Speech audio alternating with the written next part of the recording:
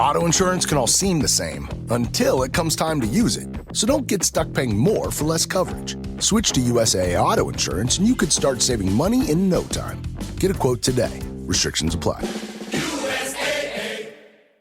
There are people out there all across the country pushing boundaries to grow the game of golf. Like champion speed golfer Lauren Cupp, who plays faster than anyone else. And Will Lowry, whose work in the golf community inspires more kids to get into the game. As a champion partner of the Masters, Bank of America supports everyone determined to find out what's possible in golf and in life. What would you like the power to do? Bank of America. Bank of America N.A. member FDIC, copyright 2025, Bank of America Corporation, all rights reserved. Ryan Reynolds here from Mint Mobile with a message for everyone paying big wireless way too much. Please, for the love of everything good in this world, stop.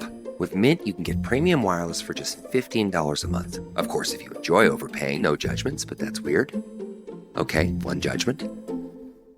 Anyway, give it a try at mintmobile.com/switch. Upfront payment of $45 for 3-month plan, equivalent to $15 per month required. Intro rate first 3 months only, then full price plan options available. Taxes and fees extra. See full terms at mintmobile.com. Join us on this week's Wrap podcast, where we have a look at all of the rugby news that's keeping us occupied this week. We'll have a look back at last weekend's actions, Cardiff and Connacht, Scarlets and Ospreys, and the Dragons having a nice lie-in on a Sunday morning. Then we'll take a look at the prospects of Ospreys against Lyon this weekend. Let's get on with the show.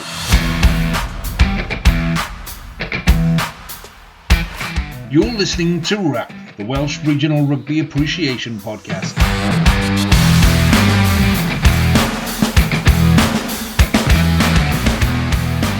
Hello and welcome to this week's edition of the Wrap Podcast with me, Lee G. Joining me as per usual are Nick and Harley. Good evening, gentlemen. Good evening. Good evening. And returning once again, an upgrade on Jamie. Definitely more hair. Dan, welcome to the pod again, my friend. Good evening, chaps. How are we? All good.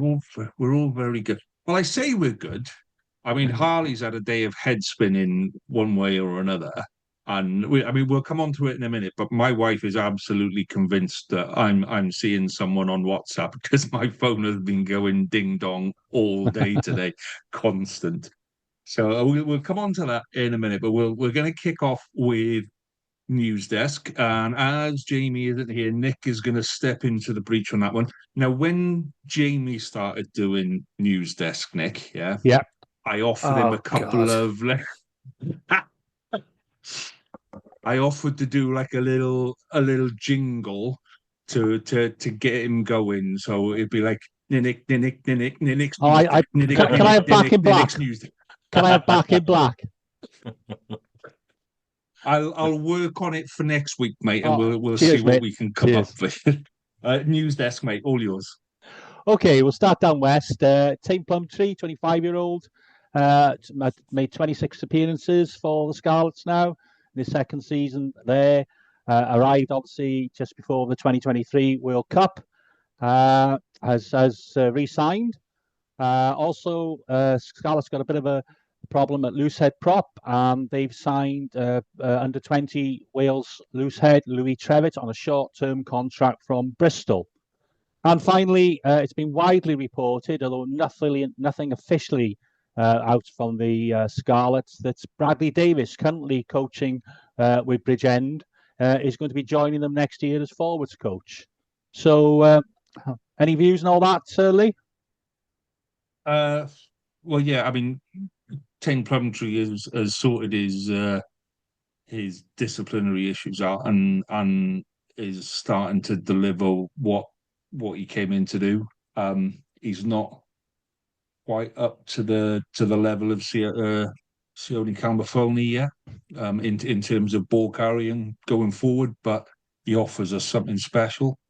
Bradley Davis is the weird one. It's like we got more coaches in Scarlet than Cardiff have got props. It's I don't understand why we need another one. So it says to me that there might be a reorganization of coaches coming. We don't have a dedicated defense coach at the minute, so it just says, right, okay, is somebody going over to defense? Is there something different happening? But who knows who knows? It's you can never have too many coaches. So yeah, and the young guy, I don't know too much about him. Is he from Bristol? I know he's under 20s, but Yeah, I don't don't know know too that much much about him. about. I've only seen him for the 20s.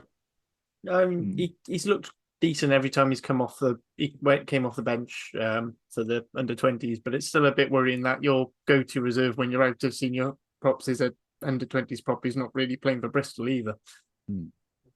But it could be just to help out in can... training, though, couldn't it? The lad who came on actually on Saturday, I thought did all right. I think he's been on the Sides and Saucepans podcast. Yeah, Sam O'Connor. Sam McCum. Did I get some grief last week because I forgot Sam O'Connor's name Yeah. and I said somebody else's name because it was the first name that came to my head. Oh my God, did I get it last week? So my apologies to Sam and everybody else that had to go at me quite rightly. But yeah, Sam O'Connor came on, did well. I like the guy. I think he's going to be superb. Okay, we'll go over to the other, right over to the east then, to Rodney Parade, and there's been in a down week, I guess, for the team. Some news coming out. This seems like old news by now, but it has now been officially confirmed that Thomas Young will be joining the Dragons from Cardiff. He's 33 now, but he's had 44 appearances for Cardiff, and after, of course, a successful career with Wasps and obviously a Welsh international. And then also confirmed that moving up from academy contracts, two very promising forwards, again, who featured for the under-20s. Evan Minto, I think he's just turned 19. Nick Thomas, 19 as well. Picked up a nasty injury in one of the 20s games, so hopefully he's making good progress. They've been signed full-time contracts now with the Dragons. Dan, a good sign, better times on the horizons. On the horizon for the Dragons? Yeah, I'd say so, yeah. Especially from the young guns perspective. I know I touched upon it last time I was on the show, but you throw in Ackerman, Woodman, Scarf as well, Keller, Griffith. There's a good raft of youngsters coming through the squad. It's going to come down to coaching then, though, isn't it? Nurturing that talent through. When you mention Minto there saying that he's 19 years of age, to put that into perspective, under the previous pre-COVID youth rugby rules, he'd still either just be coming out of youth rugby, old-fashioned youth rugby, or still in his last year. Yeah. So that's how young they are. You throw in the signing of Beddle on top of that as well. Great future ahead of the club. They just need to nurture the talent properly, keep hold of it for long enough, and make sure that they serve the club for a long period of time. And I think we've got Thomas Young coming in. Like you said, he's 33 years of age. What a fantastic mentor for the young open side coming in from Leicester. I think that's perfect. That's really good business. He's 33 years of age. He's a real mature guy. He's always in the talk when it comes to the Welsh squad being selected. Always seems to miss it. There's a raft of good number 7s in Wales. Always has been, and he's always just missed out. But he's that. There's no doubt about it. He's that level. He's international quality number 7 coming to Rodney Parade. So I think it's only a good thing. So as long as they get that the coaching right and the longevity should be there. Let's make it attractive for these young kids to stay at Rodney Parade. I think I mentioned we were having a conversation on WhatsApp last week. After the diet performance up in Edinburgh, well, let's go and throw the ball around. What we got to lose now? There's nothing to lose at the Dragons for the next couple of games. Go and throw the ball around, go and defend hard, get off the line, do all these things, make it exciting for these young lads that are coming through, and you keep them at the club and you develop them quicker. So yeah, I think it's exciting times. Good. And somebody I was hoping he might end up finishing his career with the Ospreys, but Dan Bigg has officially announced his retirement today, bringing an end at the end of the season to his 18-year career, starting with Gorseinon, RFC, obviously then Swansea and the Ospreys. Made his Ospreys debut in 2008, which seems a long time ago now, before moving on, record points scored of the Ospreys, moved on to Northampton and now Toulon. 112 Welsh caps, 3 Six Nations titles, a Grand Slam, 2 Lions tours, and 3 Test appearances for the British and Irish Lions. Not a bad career. Oh, I think that puts him right up there with some of the best that Wales have ever produced, really, doesn't it? Outstanding fly half. Quite a traditional one, I would say, in that he's not like your Jiffy was or somebody, he's not going to make a break from 50 metres, but controls the game. Great kicking out of hand, controls the tempo of it really well, brings other people into the game, and his goal kicking. I think I saw a stat on Twitter that his goal kicking was up at like 88%. That's how reliable is that? I guess it reminds me, people who from his contemporaries would be similar, would be Sexton and Farrell. Yeah. You quite like them if they played for you. I don't know how much Cardiff fans appreciate him when he played for the Ospreys or Scarlet fans. I can't answer that, and perhaps Lee and Harley can. I think we just celebrate the fact that he's had a good career, mate. Let's leave it at that. That's probably. Just going on the goal kicking. So Opta reads the stats. So he is the top goal kicker for both the Rugby World Cup and the Six Nations. And again, it's running about 85% in those competitions. I think overall in his Wales career, he's about 8. He might be a bit higher, but is that just for Wales or for in the World Cup nationwide? Like all nations who've ever played, all the kicks ever taken, Dan Biggar's on top. 85. Second highest in the Six Nations is a fellow Welshman in Lee Halfpenny, which I think just shows how good that Gatlin, how much that Gatlin deal was built on just reliable goal kicking. Yeah. And there's a few rumours flying around, but on different things. But that's the official news that I come across leading up to tonight's programme. Yeah. So we will address rumours just because they are flying around and what have you. And so there were a ton of rumours going around at the minute about Cardiff. So the first things first is we're not going to add to those rumours. We're not going to inflame them. We're not going to do anything more other than say, hopefully there'll be an announcement. Hopefully it'll be tomorrow morning. If it's while we're recording on a podcast now, I'll be really, really pissed off that this is the time they've chosen to do it. But hopefully there'll be an announcement out tomorrow morning. And Harley, the Cardiff Central podcast is recording Tuesday night. Am I right? Yeah. So should be recording about 5 o'clock. All we do know is that Cardiff have delayed their statement. They were supposed to do one this evening, but decided to delay it, and that the CF10 Trust are having a meeting to put out their statement. So that should be coming at some point or another. It might already be out as people are listening to this. Yeah. But all I know is that anyone who has the people at CF10 have been told, do not say anything until this point. So it's all very heavily. Yeah. Even on private WhatsApp groups, we go on, I promise I won't tell anyone, and they still go, no, shut up. Yeah, that's when you know it's serious. Yeah, that's so. What I will say is, and we've said this before, that the social media can be a brilliant tool for like getting information out there and letting people know stuff, but it can equally be just a way of inflaming wrong information and all. And I saw this and I saw that, and so and says. So, that's why we're going to wait until the official line is out. We're not going to comment on the rumours. We're not going to do anything. And whatever announcement comes out and whatever that is, there will be people affected by that. There will be families, there'll be wives, there'll be relatives affected by it. So when people are sitting there and going, oh, I'm gonna type this and I'm gonna type this, just have a little before you press send. And this is just have a read of that and go, if somebody was saying that about my brother, my son, my father, if somebody was saying that, how would I feel seeing that out there? So just kind of have that thought in your head before you send it. Just one point on the sort of the misinformation side of social media.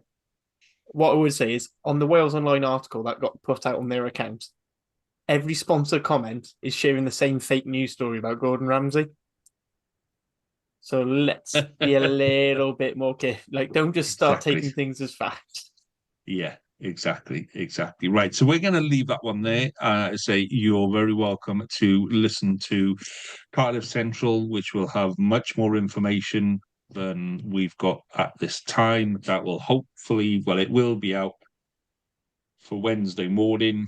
Hopefully, fingers crossed, at some point late on Tuesday night, if you're particularly keen on that one. Okay, so let's talk. In fact, before we talk rugby, if you're listening to this and you quite like what you're hearing, do give us a subscribe on YouTube. YouTube is going very well at the minute. It's very lovely. It's a lovely, warm place. Your comments, I'm the one that puts all the comments on there, regardless of what team you're commenting on, and whether that's Glasgow or Benetton for the Rewind Boys, or whether it's Cardiff or Scarlets or Osprey. So I'm the one that's commenting on there. So sometimes I take the piss, don't get offended. Sometimes I just like winding you up. If I've got no idea what you're talking about, I will just try and wind you up just for a bit of a laugh. I'm not having Remember, a go. he's having to deal with watching the Scarlets week in, week out. So, he has some pent-up frustrations. Yeah. Every now and again, it just comes out and it gets typed and it is. So, but yes, do join in the conversation on YouTube because it is good fun. So, okay, we've done the Cardiff bit, Harley. So let's talk rugby. Let's talk Cardiff. So your therapy commences now. How did you feel about the Connaught game on the weekend, Harley? I'll be honest, it just pissed me off because so many things that we've discussed. Like, before I get on to the thing that really rankled me, so many things are just classic Cardiff. Cocking up lineouts 5 meters out, messing up tap and goes. Just simple missed tackles. We actually had better tackle success in Connaught, but the tackles we missed let them in. Something that I've been praising Cardiff for most of this season is their efficiency in the 22. We've got 1.6 points per entry out of 12 entries. We had twice as many entries as Connaught, so you think we should be a bit further in the game. Crucial conversions missed again. Even Ben Thomas missed one, and he's normally pretty solid. And then you just get to really annoying refereeing decisions, like Cardiff put up a box kick, Josh Adams goes to chase, and you can see on the screen, clear as day, Bundyaki just does this, sticks his foot out, trips him up. Connaught then reclaim the ball, go up the field, force a yellow card from deliberate knock-on from Cam Winnett. Yeah, fine. He dives over the ruck. But either way, force the yellow card. That must have not bothered. But the fact they didn't even go back and no one noticed a player physically turn their head and then move their leg out, it's just annoying. It's the sort of thing that I say being annoying. I mean, fair fucks to Bundy, he got away with it. And I'm a big fat believer in it's not cheating if you get away with it. But I just rankled, especially when it led to us giving a yellow card and then conceding a try when we were still in the game.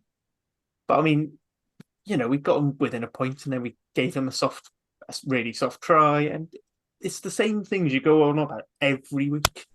I'm getting a bit fed up. Some of the talk that was going in the Cardiff group chat was like, is Jockey under pressure yet? I mean, we'll go into it a bit more on Cardiff Central, which should be out tomorrow as you're listening to this. But I don't think so. You think this was a great chance to beat Connaught, because if you look at the stats, pretty much everything was better. We actually had we gave away 2 yellow cards to their 1, but we had fewer penalties. Our post-counter attack meters were better. Our tackling was better overall. We made more line breaks, but we just couldn't convert that pressure into points, and it just screwed us over, really. Again. So at 80 minutes, I mean, 85 minutes, how frustrated were you with that game? Like, on a scale of 0 to 100, where was the frustration and where was the anger? Let's put it this way. If you've watched the Cardiff Central socials, you saw my frustration and anger. It was very high 90s, I'll be honest, because that was a game we could have and really should have won. And I know I've said this about quite a few Cardiff games this season, but that one was our proper best chance. I don't think Connaught were particularly great. you know, they did, you know, there are a couple of nice bits, but frankly, we should have done better. And it was the fact that we wasn't even close by the end. That was a real rankle. So, Dan, did you get to watch either of the games, Dan? Did you get to watch the Yeah, Cardiff game? yeah, I watched both actually. I didn't catch the start of the Cardiff game, but I managed to watch both. You mentioned Jockey. That's an interesting one to me. Is Jockey under pressure? And I think when you look at it, he had a year last season where you had more losing bonus points than anyone else. Attacked really well, played a good standard of rugby. Then what you need to remember is teams didn't have anything to analyse on a Jockey rugby team and how they were going to play, really.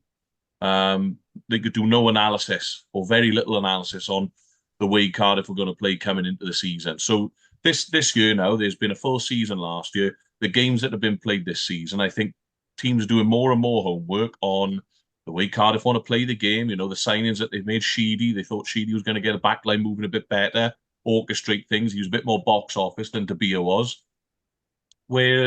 So I think that's got a little bit to play with the things that have gone on at Cardiff, where they've been probably a little bit less successful at the moment than they were last year. Maybe that's fair to say.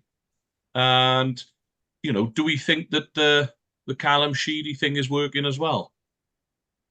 You know, what option did Cardiff have off the bench yesterday at Fly Earth? Well, what they did was they moved Ben Thomas into 10, which Move Ben Thomas into quite 10. often doesn't work. So Tabia has effectively been discarded this season, haven't he? Yeah. You know, look at all the hard work and the effort that he put in last season. Did he start every fixture? Pretty much. I'm sure that he did that. I think we had Josh Thomas play one game. There you go, one. Ben Thomas, you're thinking. So, you know, no, there was. I can't remember. We had a second fly half, but I can't remember the end of it. Going to Super Rugby Cymru after that, but I can't remember which one. But I look at Cardiff and I think they're getting found out a little bit in terms of shape and structure. The shape and structure's right. That they look to play an attractive game of rugby. They have runners out the back. The forwards want to pull the ball back. The playmakers in behind. So they have plenty of shape. But have they got the right players, the quality of players to take that game plan, to take Jockey's game plan to the next level? I think what Jockey's doing there is the right thing, but have you got the right players at the club to execute it? That's my question. I would counter that with, what is your problem if you think Yohan Lloyd is the answer? Because that to me just doesn't seem like the answer to many things. He's a more consistent goal kicker than either of our last 10 options. He probably is, but you asked the question. I'm just trying to come up with a solution. Trust me, we'll talk about it in a minute. But if your frustration level was that high against Connaught, wait till next season, mate. You're going to need a new scale next season. You're going to need something that goes way higher next season. With that in there, I go on, Dan. No, I'm thinking as well. Like, you're talking about shape and the way that Cardiff want to play. You know, the people. Ben Thomas is going to play 12 every week if he's fit, pretty much. Or if you've got a cup final tomorrow, Ben Thomas is going to be your starting 12. He's the playmaker. Is that balance right in midfield then with what's outside him at 13? Do you know how old's Ray Lilo now? I'm not saying he's doing. This is the real problem. He's doing a job, isn't he, Ray Lilo? But when you pull the ball back, so if you go, you know, pod of 9 pod of 3 forwards, ball pull back to a playmaker, and then it's shipped out wide to traditionally would be maybe a 13 in that slot. Oh, you've created that space, you've got an outside shoulder, you ain't got no one to take it. It's problematic for Cardiff at the minute, I think. I think the structure's right, the shape's right. They're trying to play edge to edge, but I don't think the personnel's quite right. If I was in the market for anything in the summer, I'd be after a number 13. I know that's easier said than done with budgets, but I think they do need a number 13 there it just connects that back line as well, doesn't it? You know, are you a running threat? Yes.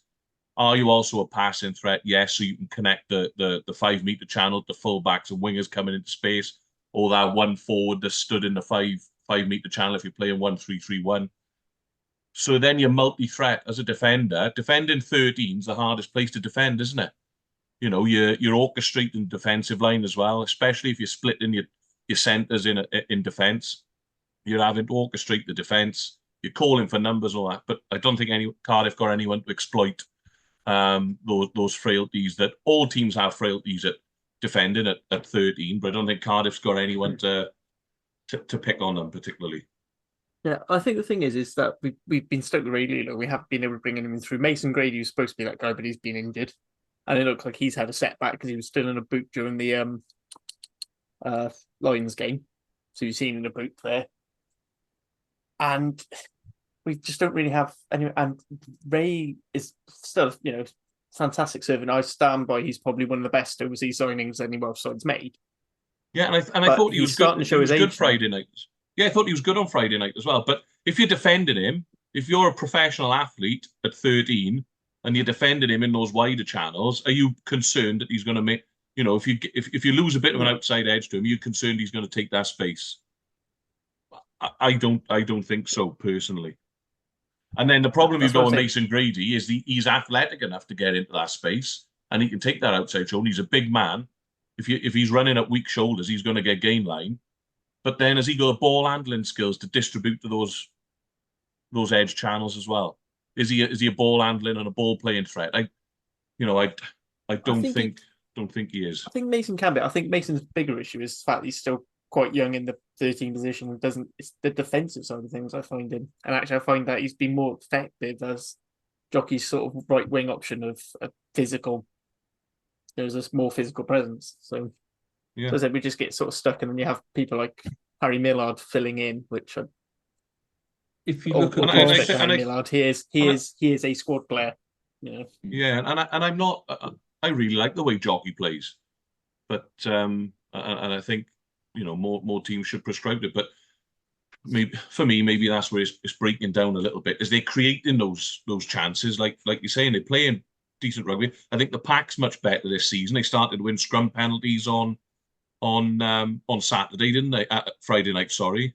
Azarati came on, did a job in the scrum. They started to win some scrum penalties. Dan Thomas been a good sign in there. Falatau's back. There's more grunt than there's been for a while in that Cardiff pack. So they're winning enough ball. They're winning enough gain line. So something's missing, and I just think that maybe it's that only my 2 penny worth. But I think discipline's an issue as well. I find Cardiff quite a frustrating team to watch. So, and I'm not even a fan. You find them frustrating. Yeah, exactly, Harley. But I thought McNally was, brain dead at times on Friday night. Well, I think he's just. I genuinely think he's just gassed half the time. Like a lot of the stupid penalties. But it's not the first time, is it, Harley? It's not. He's brought physicality, which they most definitely needed. But he also does. He does bring a lot of penalties. And I feel sorry for Teddy Williams, who works his bloody socks off, and is a really good player in my view. A really good second row. Falatau had some really nice touches as well. But both of them's physical, which sometimes you need for a balanced back row. But I don't know. It's just very, very frustrating, and that's not as a Cardiff fan. Yeah, and I'd agree with that.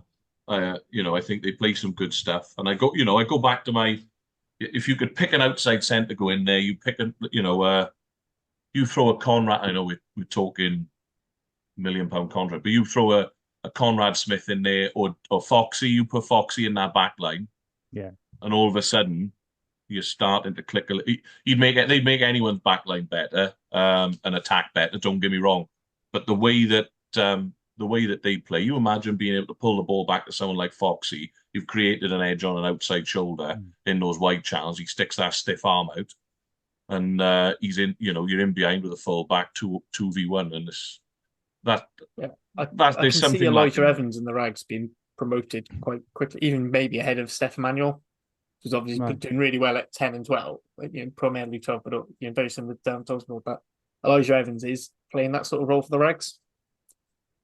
You also got very quick 13. You took Hennessy back as a gap fill earlier, and Hennessy's. I think he played one game and we haven't seen him again. No, Just but never came back from yeah, Bath. but he was on a short-term contract, wasn't he? But he's a Cardiff boy, and he can play 13. He is a 13. He played quite a bit of rugby at 12. But if you've got Ben Thomas at 12 and you put Hennessy at 13, I think that's a combination that can work for you for a long time. You've then got Mason Grady that can slip in and out and what have you, stick him on the way. But if you've got Hennessy running at you and his option is does he pass to what's his name on the way, the big chap on the way. If that's the combination that's running and you're trying to defend that channel and you go, do I go for the big lump of meat inside or do I go for the massive lump of meat outside? Bugger me, either way is a difficult. It's a difficult person to bring down. Do you know what I mean? So for me, that's the option for Cardiff is to bring Hennessy back at 13 and say to him, right, go play 13 again the way you used to play 13. And I think it's his better position. I've seen him play 12 and 13 a couple of times. I think he signed a new contract with Bath though.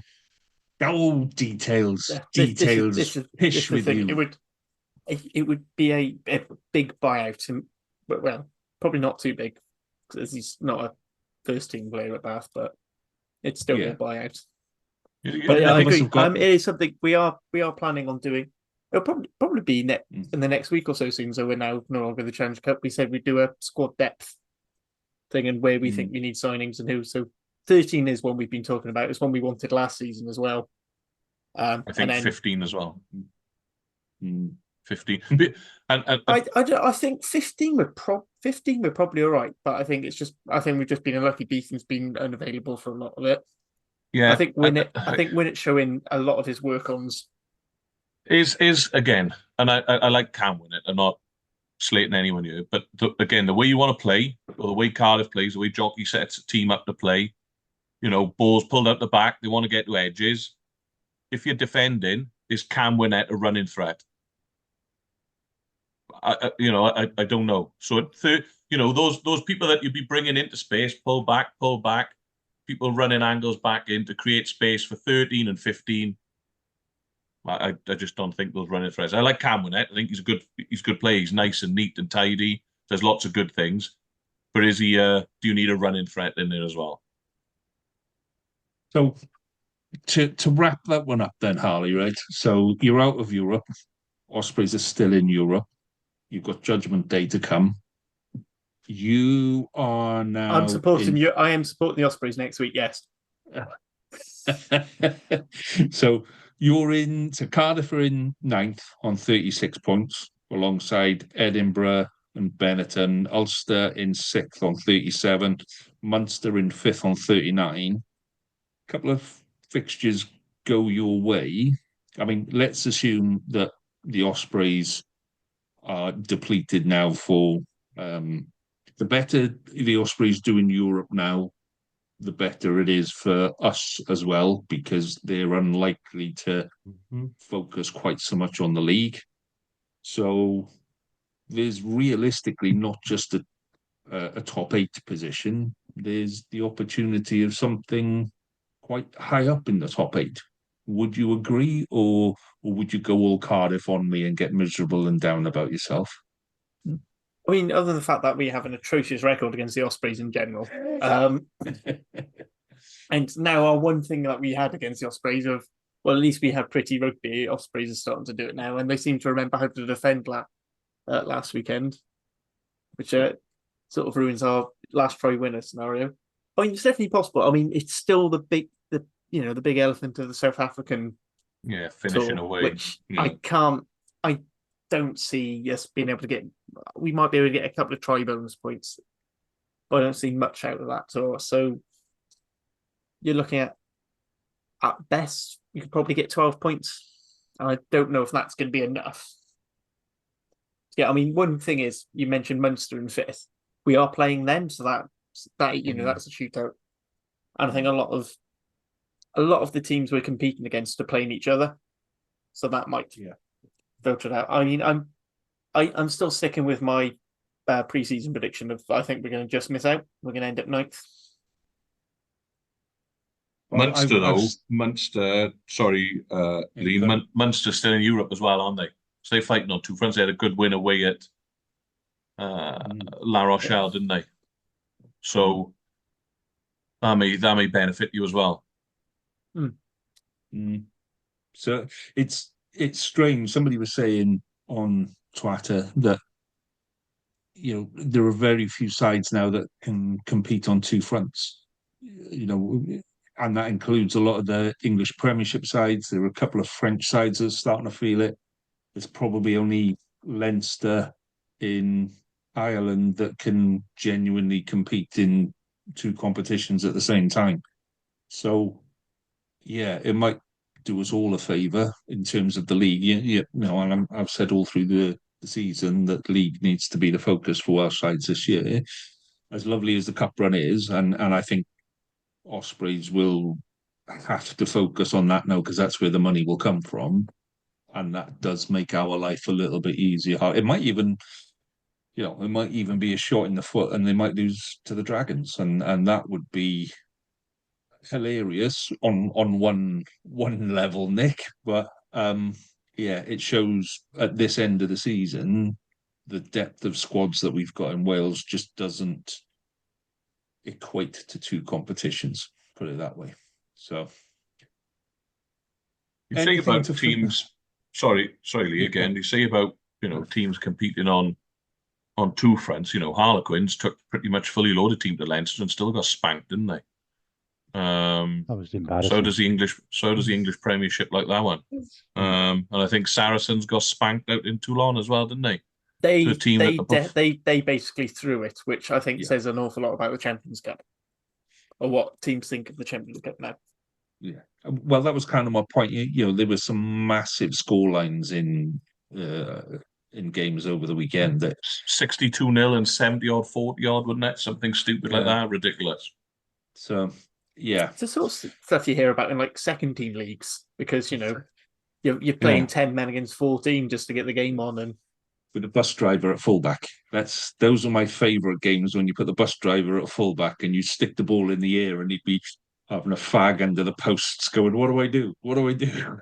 Well, he was on the wing last week. Yeah. We did play a team against a bus driver. We played against Pontedilais years and years and years ago. We played against Pontedilais. We came with 14 men. The bus driver filled in. He didn't have a pair of boots. He had to wear his shoes for the first 20 minutes while one of our subs ran home and got a pair of boots for him. It was those were the good days. They were. So right, let's move on, because Nick can't hold that smile for much longer. I mean, another couple of weeks at least before it goes, Nick. So go on, mate. It's all yours. The floor I'd like is to start with an apology to Jack, who very kindly stepped in for me last week, and just to reassure him, normal service has now been resumed after a slight blip in service the week before. Huge answer to from the Ospreys. Just to remind you, Lee, and your fellow Scarlet fans, that's the series to us, 2-1. So obviously we're quite obviously the best team. 81 points to 74 points, 12 tries to 9. And just to remind people perhaps on this podcast, we talked about the crowd and the atmosphere in the Swansea.com. I think there's a little reminder from Sunday that there is certainly some potential still for decent attendances in the future of the Ospreys. The Mediterranean weather that made Swansea seem like Barcelona was fantastic, and it was a genuinely really good day, and obviously the result helped in my case and Ospreys fans, but it was a pleasure to be there. I really enjoyed it. There was a little bit of pressure, I think, for the first time on Mark Jones as head coach. Obviously, he's seen some improvements in performance and possibly more ambition the way we've been playing. But there were questions asked about the selection we took up to Leslie for the league game, and I think he mentioned about giving some players some time, and if we want to go deep in both competitions, there's definitely going to be a need to use a squad, 25 to 30 players, Whether they'll be good enough to go deep in the league as well, time will tell. But they're certainly going to be better for having some time on the field. We were much better with the ball. We were far more physical. Defense was excellent. The pack laid down a really good foundation. Standouts were Jack Morgan. He nullified McLeod, who'd had a very good game the week before. We looked after him. We looked after the ball. Him and Dewi were great. Rhys Davis, I thought, had a really good performance. Hasn't had much rugby in recent times, but he was very, very physical, nasty, which is what you want from a second row. Boss player Justin Tipperick still is absolutely superb. Kieran Williams was excellent, I thought, in a very understated way. Some, just carried when we needed it, bit to straighten things up. Some great chop tackles, and with our first choice back three, we certainly showed a lot more threat, and they definitely made a difference. And Danny Casende has turned into a real fans' favourite there.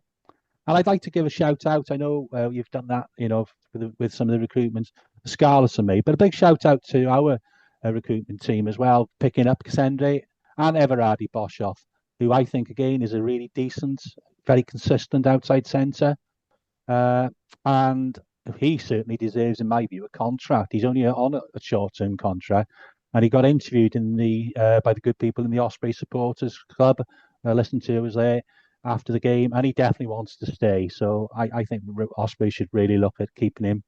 Thought Ruben Morgan-Williams was sharp at scrum half. We had a little bit of a weaker period in the second half, but we were comprehensive winners. I thought Luke Davis came back after a difficult return to first team rugby the week before in Leslie. So yeah, overall, absolutely fantastic win. 6 tries to 2, I think, in the end. And I don't think Scarlets really can have any complaints. The best team most definitely won, and you'll have a view how the Scarlets played. But my view is that they weren't allowed to play much. We'd done some really good analysis, and we held a bit back possibly, but we attacked them with a bit of gain line speed, put some real pressure on.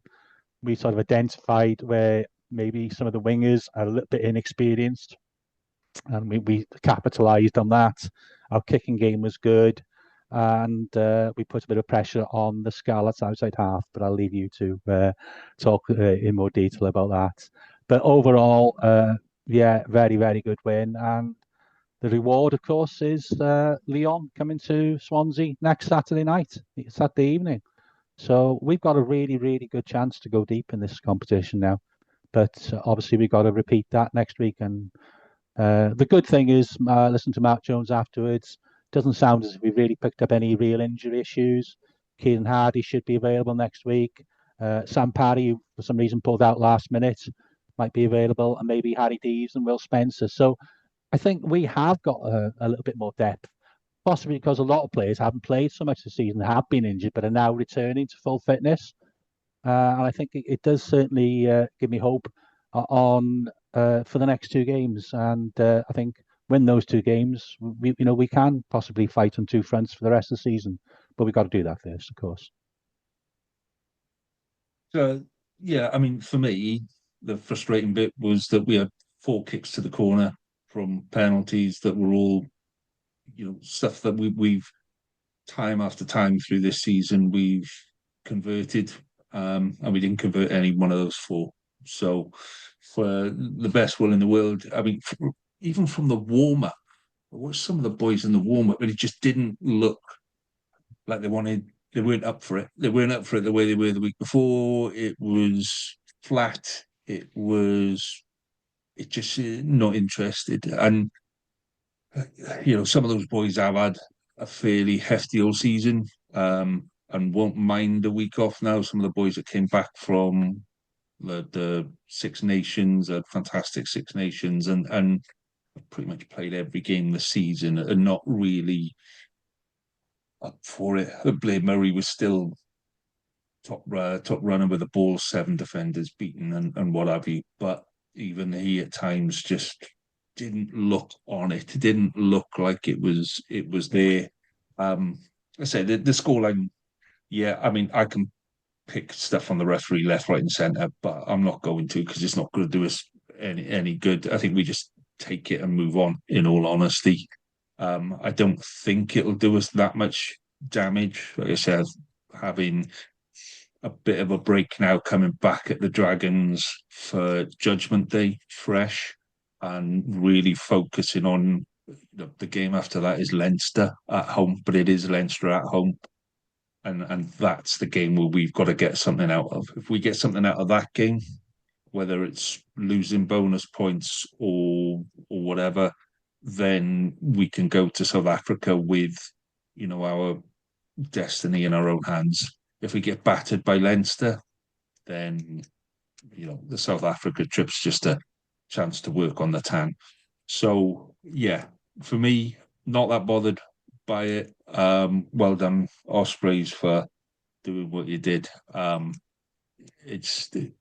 think when you look at the video, if you analyze the video without being a fan and you just look at it from a rugby point of view, there's a lot of issues there for both teams that were worries. Scarlets just did not defend on broken play, and that's something that we need to improve on. And we didn't defend on tight play again. And when it's first up attack, where first phase, second phase, we're fine. It's when it's that broken play where something goes wrong and we just lost all shape, and that's where we got hammered.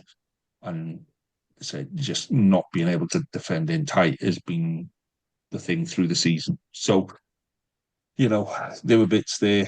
I'm not going to slag off Yohan Lloyd because that's just been done on social media time after time after time. If he wants to go to Cardiff now and save himself the wait, I don't think there'd be that many people that would be too disappointed. I think Costello is back for Judgment Day. Hopefully, he might come off the bench for Judgment Day. But yeah, it was poor. It was disappointing, but you could just see it just wasn't in the players' hearts. Just wasn't there. And sometimes that happens. Sometimes, I know it's a professional game and all of that kind of stuff, but I think we got ourselves well up for the game the week before, and when you're up like that, then you come down the week after. So there we go. That is what it was. So, Dan, Harley, anything to add on that game? Oh, I will touch on attendance because you said it, Nick. So it's not me bringing it up. I'm going to reply to you. But guys, do you want to come in on anything on that game? Well, I was going to bring up something about attendance as well. Actually, I think it was just over 9,000, was it? Yeah, 9 and a bit thousand, which I thought based on what they've had previously at the Liberty, then brilliant. And then my second thought to that is, if you get it right at St. Helens, 9,000 inside of St. Helens, the place is going to be rocking because it will be packed, and that's what it should be about. I noticed there was a brass band in there playing. I thought, that to me added a little bit of atmosphere again. It was good. It was good. Yeah, if you get that inside St. Helens, and like I said earlier on in the pod, I'm a Gwent rugby man, but more than anything, I'm a Welsh rugby man. I want every region to have a full ground. I'd like 9, 10, 12,000 at every single game, whatever the capacity is at Parc y Scarlets. I hope it's full every week because then we know that Welsh rugby's on the up. So I'm all for it. Good on them for getting, what's that, double or triple what you've had in there previously. And long may it continue down at St. Helens. I hope they get the management of that right, and it's absolutely bouncing every home game. Yeah, absolutely. Harley? I think everything's been covered. That I was going to say is just Ospreys out Scarlets, the Scarlets, which I thought was quite funny. An interesting point I thought you brought up, Nick, as well, was about the balance in your second rows, and I think that's quite a good pickup by you because Adam Beard's a bit nice, isn't he? We go on about the lack of physicality in Welsh rugby, and I'm not going to dive on Adam Beard like lots of other people do, because his lineup works good, more defense, all of this sort of stuff. But if you pair him with who he was paired with on the weekend, then you can't have the same boys in there. You can't have two Adam Beards in your second row. No. Because you win loads of line-up ball, it might stop a couple of rolling balls and this, that, and the other. But you need someone to whack rucks and to whack people around the fringes and stuff like that. So, and I thought the boy playing 4 on the weekend, what's his name, Reece Davis, Reece Davis, yeah. Reece Davis, yeah. I thought he did. I thought he did well, and he did have a bit of an edge about him. You were right. That is the right word. He was nasty. I saw a couple of times when there's a break in play and he's mouthing off at people on the Scarlet side of the field. I thought, he's got a bit of an edge about him. So, yeah, good on him for that. And I think that balance worked well. Cassende, yeah, you spot on, brilliant pickup. And you're right as well in terms of the young wingers from the Scarlets. Do you see that one try Cassende scored in the second half where it was like one pass from the base of the scrum, picked off 3 or 4 defenders, and he just fell over the line with it. That was too easy. He didn't need to be that tight, did he, me? Didn't need to be that tight, no. If you're going to start inside someone, you're never going to get back. You're never going to recover if the ball's whipped wide. You've got to start wider and drift, go up to come in. And I think the run-in for the next 3 games, Leon at home, massive, massive game. I hope there's a big crowd in there for you guys. They're 7th in the top 14, which means they've got a lot to play for. They're only 3 or 4 points off of 5th, so they've got a lot to play for in terms of playoffs here. The French don't like to travel, so you're staring down the barrel of our semi-final away from home, is it? Yeah. It might well be Connacht, I know. Might be well be Connacht. Well, that's a winnable fixture. You've beaten them at home. Yeah, Cardiff did well out there and pushed them last week. Yeah. On the weekend, and then Cardiff and the Dragons to come. So, apart from that Dragons fixture, which will probably be a massive banana skin for you guys, then I'd be happy with a point. Happy with a point, yeah. Yeah, funnily enough, I would as well. So the point I was going to make about attendance, not actually about attendance, it's about the marketing team. Yeah. And how on Wednesday they said, we're closing in on 10,000. And then on Thursday they said, we're going to hit 10,000. And then Friday and Saturday, it was all about, come on, guys, we need you there. Everybody get with us. We're closing in on 10,000. And you scrape 9,000. That marketing team isn't doing any, but when you put that and then you put the bit about Leinster's coming over with Barrett, and then you put what's his name, the Fijian Waikavu, that guy, you put all of that into the mix. I'm not surprised that fans aren't turning up at the minute. Like you say, it was 3 times the level of the normal thing. But if your marketing team is telling you stuff that isn't true, I know marketing is marketing. Yeah, you've got to sell that dream. But there was a good atmosphere down there. It was a lot of people that normally wouldn't go to a game did turn up. Scarlets did send a lot of fans. Yeah. But marketing team's got to take something out of that and go, hang on, we got that bit wrong. The boys if that was a player on the pitch, you would sit down in front of the video on the Monday morning or the Tuesday morning, and you'd go, right, okay, let's have a look. Where did this go wrong?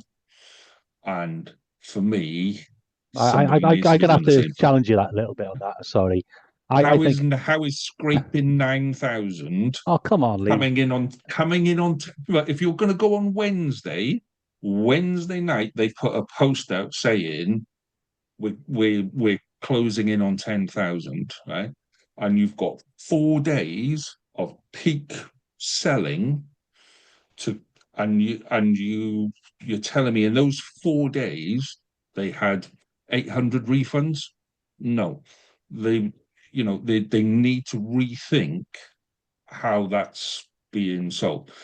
The Scarlets, when the week before, where I think we scraped 13,500, something like that. Yeah. And all that was engaging with the fans and going, look, we've got special stuff here. Come and do this. This is a big game. That's what we should be doing every week. Yeah. We've just had, so Cardiff Connacht was that pitch, that game was quite full for Connacht, wasn't it, Harley, over there? They're at half capacity. Yeah, they're knocking the stadium down and rebuilding. Yeah. But, but that's a game that if that's in the league, half of those people aren't turning up. When we played Ospreys earlier in the season, I think it was about 8,000, something like that. And what I'm saying is that, we should be doing more on every game. Yeah, we should be raising that level to exactly what you were saying, Dan, about we should be filling stadiums every week. I get the liberty, you're not going to fill 20,000 every week, but we should be turning in between 10 and 12,000 fans every week consistently through the right marketing. And That's never happened in Welsh rugby. It never happened when there was in club rugby. There'd be odd games with the big crowds, but I'm this saying what should illusion happen. that 10, 12,000 people used to turn up, week in, winning We out to just watch did it though. Newport, Yeah, but we just Swansea. did it. That's what I'm saying. We just did it. All right. So you guys turned in 9,000. We turned in 13,000 the week before. Oh, Yeah. well, I look forward to It can be, 13,000 turning up for your home game against Leinster then. but that's what I'm saying. Yeah, that's where we need to be aiming for, and that's what we need to be putting the same marketing effort and the same marketing messages and the same oomph, if you like, behind when Scarlets play Leinster in 2 weeks' time, 3 weeks' time. Yeah, we need to be putting 12,000 people in that stadium. Yeah, we need to be pulling all the stops out and putting 12,000 in that stadium. And the same goes for the Ospreys this Saturday night. Yeah, so you're not going to have, half your stadium from 5 miles away. Yeah, Wasn't half, Lee. Wasn't half. It was nowhere near half. But okay, so let's see how many turn up. There'll be about 5,000-6,000 next week. You've got to be realistic as well. You can do as much marketing. The second biggest city in Wales, yeah, with how many people are in Swansea? How many exactly as a town? Llanelli's got 40,000 people resident in it. How many has Swansea got? What's the population of Swansea? Just Swansea. Don't bother at Neath and Bridgend and all of that. 246,700 apparently. Oh, that's a good guess, isn't it? Yeah. That's an estimate from 2023. But do you see what I mean? Yeah. You should be able to now sit there and go, we'll be lucky if we get 6,000 for the quarterfinal of the European Cup. You guys need to be aiming up there. You guys need to be going, do you know what we need? We need to do 10,000 this week. We need to put 10,000 backsides on that seat, and they need to do something different to what they did last week, because last week didn't work. This, for me, is a failure of the men's game, especially in Wales, if not globally, because you only go. I get up and watch the Super Rugby in the morning. They can't fill a stadium out in Australia. They can't fill a stadium out in New Zealand. In New Zealand, there's still empty seats in. All they play is rugby, and rugby and cricket. That's all they do. It is problematic for us, I think. And how we fix it, I don't know. But I think the overall level of engagement and the content that Rugby Union puts out as a whole is really, really poor. I don't know whether you watched that embedded series on Netflix about the Six Nations. That was absolutely rubbish. We want something that's like Living with the Lions. That sort of thing where you're in the changing room, you're in the team meetings, you're watching people. If you had Jake Ball and Alan Wynne-Jones having a fight on Netflix in training, oh yeah, give me season 3. Or who was it in Living with the Lions? You had Barry Williams and Mark Regan going at it in 1997 when they were scrum training, proper stuff, the emotional stuff, people, crying at selection or non-selection and all the, the real emotive stuff. That's just absolute nonsense. And then, you have the women's game then. Jazz Joyce and those other girls get criticised for doing some TikToks. The male game hasn't got a leg to stand on because it's absolutely dire, the marketing strategies for the WRU. And if I use the women's game, and I'm not mansplaining to anybody now, men's rugby's failed on that front. Go and do your own thing. You've got people like Iona Mayer and the Good, the Scars and the Rugby and all these other things that they do. And you've embraced modern technology and TikToks and all these other things, you've got your own audience there. Go and do it, because men's rugby certainly hasn't got it right. So for people to think that they should be following the men's games lead is laughable. There needs to be a more, I don't know whether it needs to be a more centrally directed thing. Why are the WRU not publishing things that this, not just for Judgment Day, but the Dragons are at home. Congratulations to the Ospreys. They're in the quarterfinal now of a European competition. Why are they not pushing that sort of thing over on their social media channels? For me, it's not good enough. There's no. Sorry. That's kind of my point. No, that's my point, though, Dan. No, you're right. Yeah. I think you're right. You look at the NRL now. I watched there's some really good embedded seasons on the NRL. Penrith Panthers have done 2 or 3 recently where they've won 3 peats and now 4 peats of the Premiership over there. We've got nothing like that. Certainly in the Wales game, I can't really find anything that's that well edited and that embedded in terms of actually being in with the squad and being in with the directors and the coaches and all of that sort of stuff. And we're missing out on a massive audience. Yeah. Absolutely missing out. And it's failing the players, and it's failing the game. And now I'll get down off my soapbox. Yeah. Okay, let's move on to the game on Saturday then, Nick. Really quickly. I mean, we're not going to know teams. We're not going to know much about selections, and we have kind of touched on what it is. But let's just do what you're hoping for, what you're expecting, and then we'll do predictions. Similar level of performance, really. Maybe freshening up a little bit, but hopefully just play a similar game. I think we could put pressure in 2 ways on Leon, and if we do that, and they've got good defence as we did last week, and our discipline is good as it was last week, I think we got a very good chance of going through. I agree. So, Harley, Dan, anything that you're particularly? I mean, Harley, you watch French rugby a bit more than the rest of us, don't you? I'll be honest, not as much as I have been in the past, because toddlers take up a lot more time than you expect. Yeah, I mean, I've watched bits. I mean, I think Leon.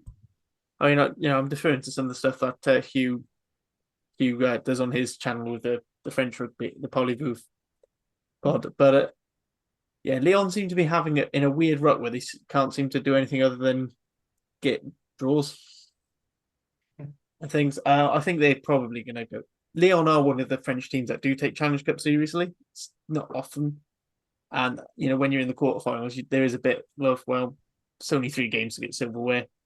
However, they are, as Dan's pointed out, they are incredibly close to the playoffs, the top 14, and they've got a good shot. They've got some fantastic players like David Nashvili is the main one everyone knows. I think it could be a difficult game for the Ospreys if they're expecting a typical French team where they're just not going to turn up nothing. They could end up being the wrong side of the spanking. But I think if you combine what Booth instilled them of finding a way to win no matter what, plus Mark's new attack, I think they've got a real good shot of putting in a performance, not just there. And as going back to my preseason predictions, I predicted that the Ospreys could and probably should win the Challenge Cup. Yes, you did. Yeah. I'll be honest, and not changing. I've not really seen any in the Challenge Cup games anyway. I've not seen anything that changes that prediction for me. I think they play Montpellier at home the week after. It's going to depend who they send, isn't it? If they're looking at it now and going, Bath are still in the draw. Are we going to beat the Bath and potentially, teams like that? You go, okay, Montpellier at home the week after. Do we want to go fully loaded to Swansea? Who knows? So there's a number of things that could work in the Ospreys' favour for this round. If Leon come over fully loaded, it's going to be a tough day at the office, I think, for the Ospreys. It's going to be they'll still be in it. I think the Ospreys got a chance, but it'll be a much tougher fixture than if Leon are looking at things going, we may not win the competition because there are the likes of a Bath in it. For example, we've got Montpellier at home the week after. Let's give the frontline boys a bit of a rest. So we'll send over, I think you're right. I'm not predicting an easy game, like a 20-point plus game again. No, was last week.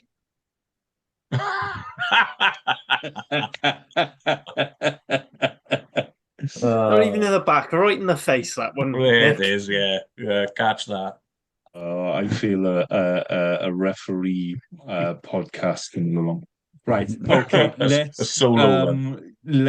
So before we do predictions again, Harley, you're not going to bother writing these down, are you?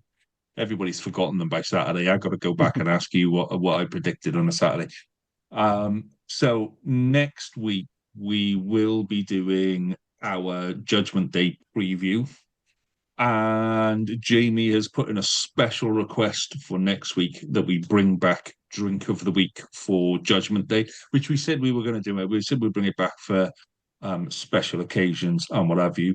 So similar to what we did a couple of years ago on Judgment Day, we will let you know where we're going to meet up. And you can come and say hello, and we'll have a couple of beers before the game. There'll be quite a few of us there.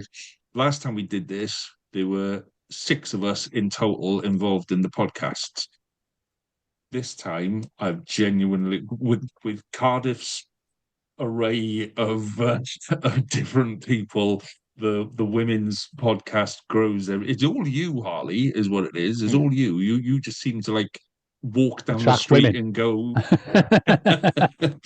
Well, you just walk down the street and go, "Do you want to come on my podcast?" Yeah, come on, right? You can go on the Cardiff one. I think we've got about 25 presenters now. I think about 10 or 12 of us will be at Judgment Day. So that's next week. We're going to do Drink of the Week. We will do. We'll let you know where we're going to be on Judgment Day, and we may do some live streaming again on Judgment Day, like we did a couple of years ago when Harley was not part of the pod. I think you were a guest on the Cardiff pod at times. Yes, I had to cover that Glasgow Dragons game in the Challenge Cup. And I still haven't forgiven you for it because it was awful because I had to pay to watch it. And then you still came back on the podcast after me. Hey, blimey. Right. Well, someone had to keep reminding you about that 35-0 win in Durban. Well, when you beat the Sharks, when you nilled the Sharks at home. That one. Yeah. That's been a good couple of months now. Back when Cardiff could beat South African sides. Right. Let's do predictions. So there is only one game to predict. Ospreys Leon, Saturday, 5:30 in Swansea. I'm assuming it's going to be on S4C because most of these games are. I haven't seen the TV schedules, but fully expect it to be. If not, it'll be on Premier Sports. So, Nick, you get to go last on this one, okay? Because you're the pinnacle. Yeah, we're gonna build up and wind it up, and you're gonna finish with a big, massive explosion of Ospreys excitement. Okay, so I'm gonna build you up for that one. So, I'll go first, and I'm gonna predict an Ospreys win by, I reckon, by 5 points. I reckon it will be close, but yeah. Ospreys by 5 for me. Harley? I'm going to go Ospreys by 3, and all their first 15 are going to pick up 1 week injuries. Okay, Ospreys by 3. Dan?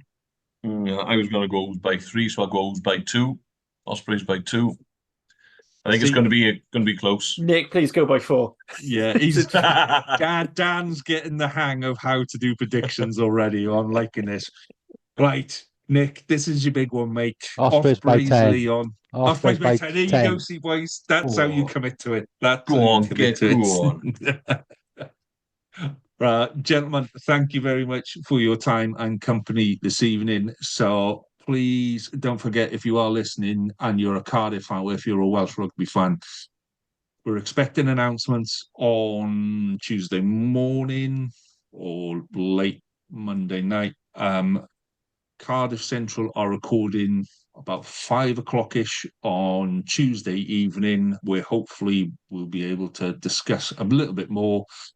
So stay tuned for that podcast. That'll be out late Tuesday night or Wednesday morning. Okay. Other than that, gents, have a very good week, and we shall come back and do it all again next week. All the very best. Good night. Good night.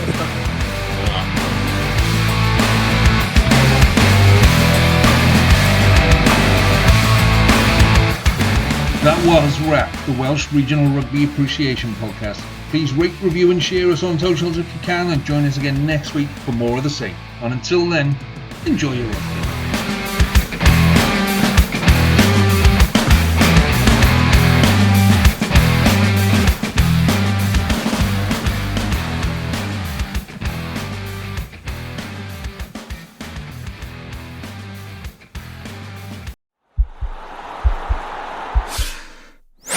This podcast is part of the Sports Social Podcast Network.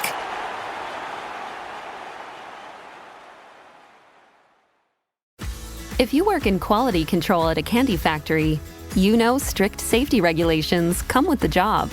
It's why you partner with Grainger. Grainger helps you find the high quality and compliant products your business needs to inspect, detect, and help correct issues. And the sweetest part is, everyone gets a product that's as safe to eat as it is delicious. Call 1-800-GRAINGER, click Grainger.com, or just stop by. Grainger, for the ones who get it done.